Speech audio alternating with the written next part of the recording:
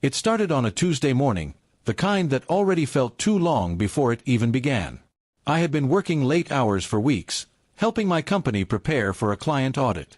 My wife, Lauren, wasn't thrilled about my schedule, but she tried to be understanding. At least, I thought she was. That morning, as I sat down at my desk, my phone buzzed with a message from her.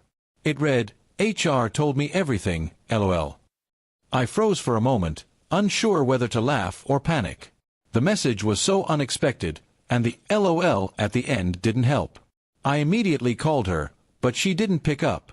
I texted back, asking what she meant, but all she replied was, "You know what I'm talking about." My mind started racing.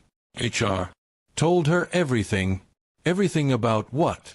I worked in finance, not exactly the kind of job that had juicy secrets.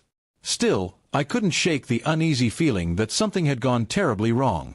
Throughout the day, I kept checking my phone, hoping for clarification. By noon, my coworkers noticed I was distracted. "You okay, man?" one of them asked. I nodded, forcing a smile. But the truth was, I was anything but okay. By 3 p.m., I finally decided to email HR myself, just to make sure there wasn't some kind of mix-up. The response came 15 minutes later, polite, formal, and completely confusing. They said there had been no communication with my wife whatsoever. That evening, I drove home with a knot in my stomach. Lauren was sitting on the couch when I walked in, scrolling through her phone with a look that could only be described as half annoyed, half triumphant. "So," she said, "you want to tell me what's going on at work?" I blinked, genuinely confused. "What are you talking about?" She folded her arms. "Don't play innocent. HR told me about you spending all those late nights with Emily."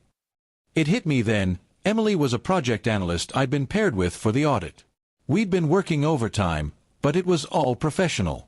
Apparently, someone from our office had posted a photo on social media showing us having dinner after one of those late nights. It was a team dinner, but from the angle, it looked like we were alone. Someone must have shown it to her, and she jumped to conclusions. I tried to explain everything, the audit, the workload, the team dinner. But Lauren wasn't convinced. She said HR had confirmed it, though when I asked for proof, she admitted she hadn't spoken to anyone directly. "I just know," she said stubbornly.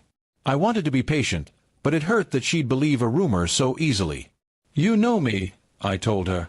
"After everything we've been through, do you really think I'd disrespect you like that?" She didn't answer, just looked away. For the next few days, things were tense. She avoided long conversations, and I buried myself in work. The silence between us was heavy, the kind that makes even small talk feel impossible. I felt like I was being punished for something I didn't do. The worst part was that I couldn't even fix it because I didn't know who or what she believed anymore. Then, one morning, HR called me into the office unexpectedly. My heart dropped as I sat across from our manager, who looked uncomfortable. "We received a complaint from someone outside the company," he said. "Apparently, there were concerns about your unprofessional conduct. We checked everything, and there's nothing inappropriate in your record, but we thought you should know." I didn't have to ask who made the complaint. I already knew. That evening, I came home later than usual, not out of avoidance but because I needed time to think. When I walked in, Lauren was sitting at the dining table, her eyes red from crying. "I need to talk to you," she said softly. She explained that she had confronted one of my coworkers online after seeing the photo. The coworker had immediately told HR about the situation, which prompted their internal review. But when HR reached out to confirm the details, it became clear that the entire story had been built on a misunderstanding. Lauren broke down as she spoke. "I don't know what got into me," she said. "I just panicked. I saw that picture, and it looked so real. Then someone joked that HR knew, and I believed it." She looked at me with tearful eyes, waiting for me to respond. I wanted to be angry, but all I felt was tired, not of her, but of the doubt that had replaced trust between us. "I wish you had just asked me first," I said quietly. "One conversation could have saved both of us from a lot of hurt." She nodded, unable to speak. After a long pause, she whispered, "I'm sorry. I don't even know how to fix this." I sat beside her, took her hand, and said, "You start by believing me again. That's the only place we can go from here. In the days that followed, she made a real effort to repair things. She even called HR to apologize for causing confusion.